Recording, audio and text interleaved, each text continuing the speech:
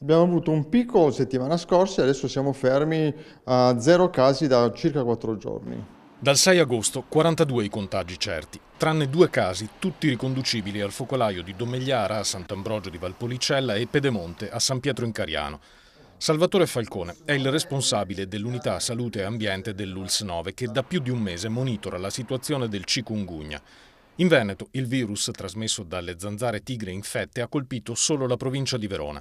Malattia importata ma casi autoctoni. La causa principale è stata una persona che è passata di qua. Ora Verona, siccome è ampiamente turistica, c'è stato un turista che è affetto da chikungunya e è stato pizzicato da una zanzara nostra.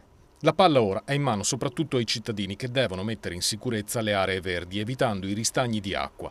Le disinfestazioni, dove necessarie, continuano anche porta a porta. Ci aggiorniamo giornalmente intanto con la Regione e ogni settimana con l'Istituto Superiore di Sanità per avere anche un confronto che sia proficuo e in modo tale da agire al meglio, al fine di evitare che la proliferazione delle zanzare continui, perché il problema principale è la presenza delle zanzare.